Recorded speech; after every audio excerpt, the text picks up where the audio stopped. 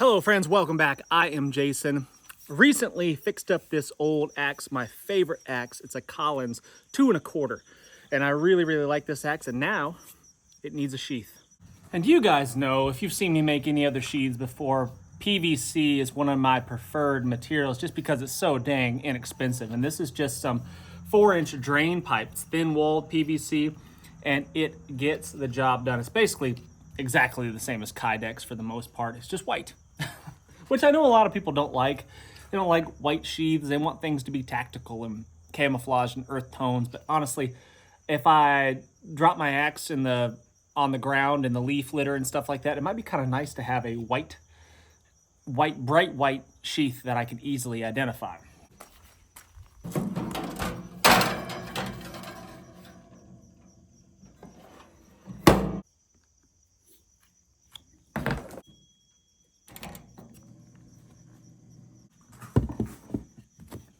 So I recently tried to repair this. Well, actually what happened was I left it out in the yard, in the grass, and for about a week, like an idiot. And it got rained on and all that, and the dew, and just the being in the wet grass, and it got all rusty and stuff. So I cleaned it up, gave it a nice, sharp, keen edge. The handle has always been a little bit loose, a little bit of wobble to it under heavy chopping and splitting and stuff.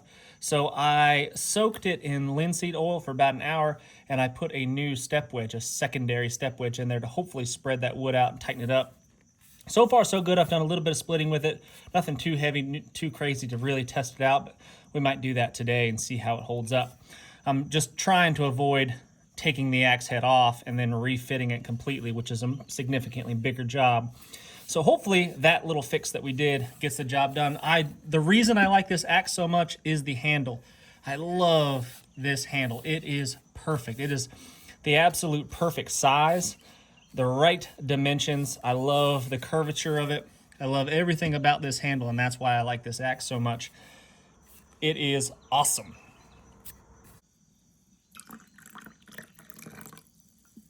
Morning, Joe, and a little project on kind of a dreary, damp day. It's been kind of misty rain all morning.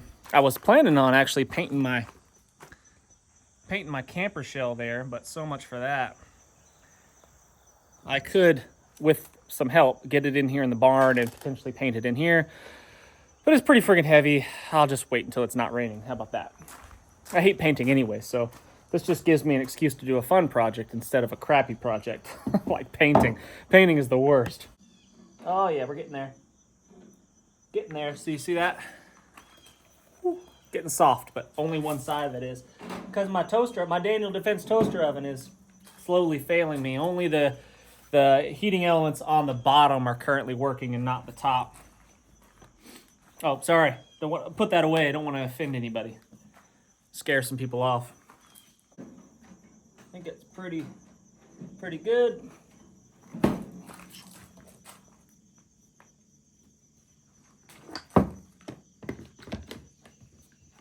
Squish that nice and flat.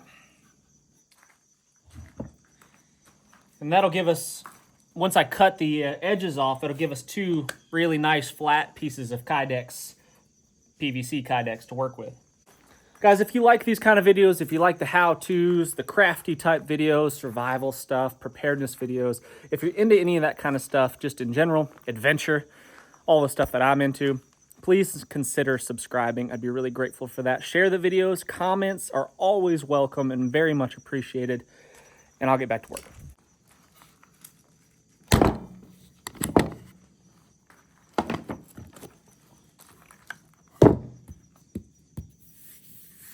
Whew, still hot. I think that's gonna do it.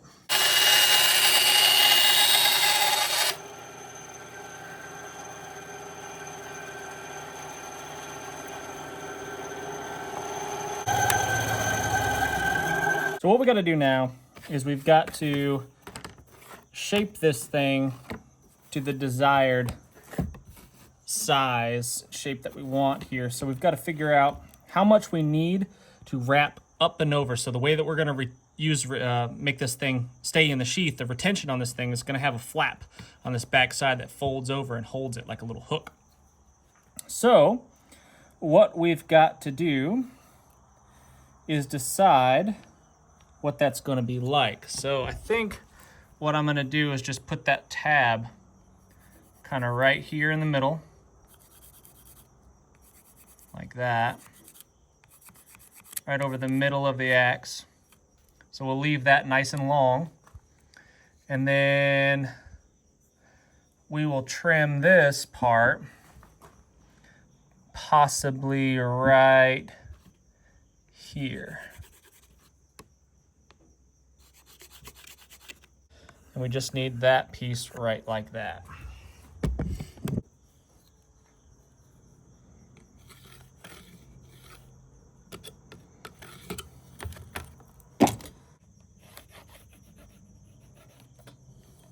So that's what we need. These pieces go away. Now we just got to heat these pieces back up, put them into our mold, not our mold, but our press, and then form it around the axe head. And I think this is going to work just fine.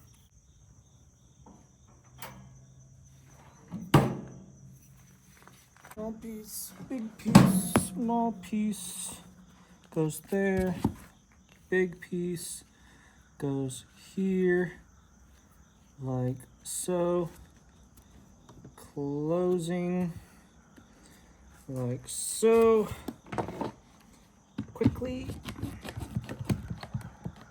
like that. And while this is still hot, try to bend that around. It's a little short. As I've just bent this around the back side of the axe right there as kind of the keeper. I wanted it to wrap all the way around to this other side, but that's not really a thing at the moment. I might be able to stretch it out a little bit. We'll see. I was unhappy with the way that worked out. I'm going to reheat those two pieces and try to make them work a little bit better.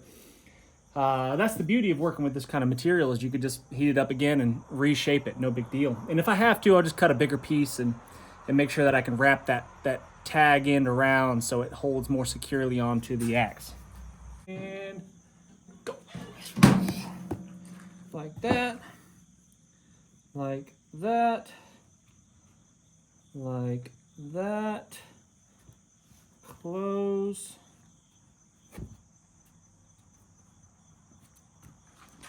Like that.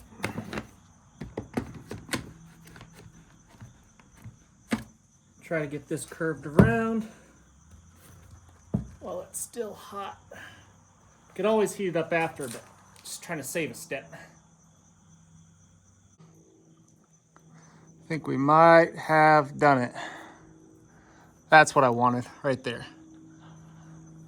Hopefully we've got enough on the other end where we have room for our rivets. All right, that's cooled off. Let's see how we did.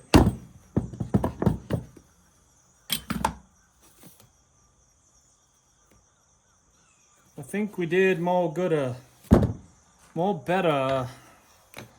Let's see.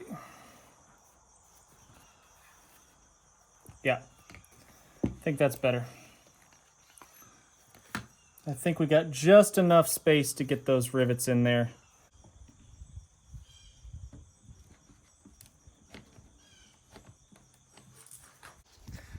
Now we just need to figure out where we're going to put our eyelets. I'm probably going to put one in the corner here, one in the middle, one in the corner there, and probably one back here somewhere. So we'll start with maybe these corner ones. So it'll be somewhere around there. Same thing on this side. Somewhere around there.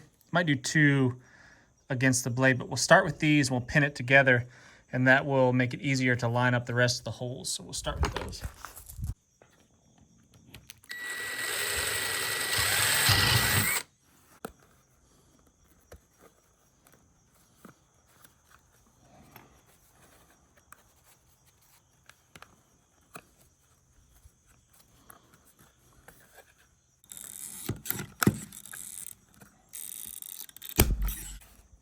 I see one problem that we'll have to address, and that is this. See how wide the blade is, the bit part of the axe is, and see how narrow the opening of the sheath is? We might have to trim this down a little bit. If we trim this down, that might make it easier for us to get that in there.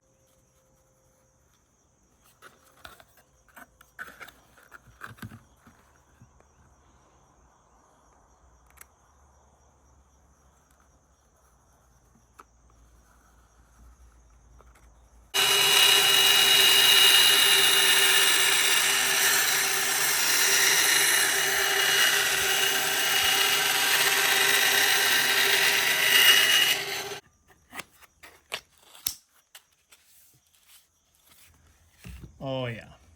Gonna put 2 more rivets. One right there and one right there.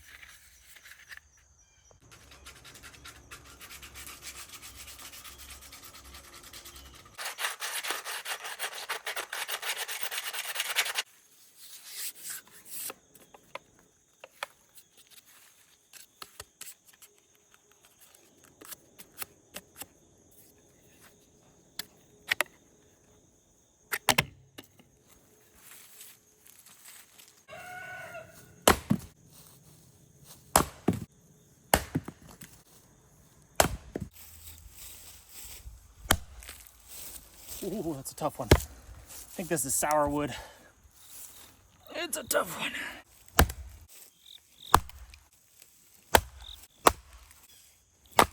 There we go. I don't see any gap opening up there, which is good. That's what was happening before, is there's a little bit of a gap happening right there when it would wiggle loose. And we've still got about a 1/16 of an inch of the wood sticking up above the eye of the axe there. No wiggle whatsoever.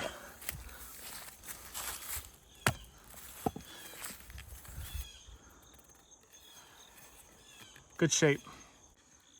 We've got a pretty awesome sheath. And what I've done, since a lot of people don't like the white, what I did was I roughed it up with some 80 grit sandpaper. It might be even 60 grit sandpaper, I can't remember. But I roughed it up, and now watch this. A little bit of dirt. Look at that. She's broke in nice. You see that?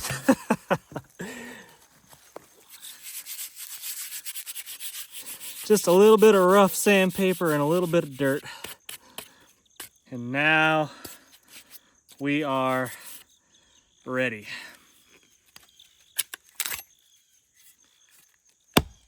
Now we have an easy on, easy off sheath that's very secure. Will protect our edge and protect us from getting cut, or if we put this down in a pack or something, it's not going to fall off. And that's really all you can ask for out of a sheath for an axe. Thanks so much for watching, friends. I really, really do appreciate it. Thumbs up, comments, subscribing, notifications bell, the things. Do all the things. And until next time, what's the worst that could happen? Let's just go on 3.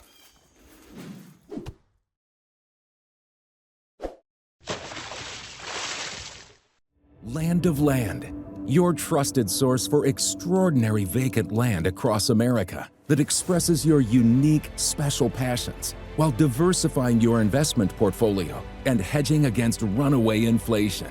Imagine the thrill and prestige of land ownership, owning a piece of America. making the best investment on earth as simple as an online purchase. Off-the-grid serenity. Pricing from $1,000 payable by credit card. Visit us today at landofland.com, America's premier land wholesaler for over a decade.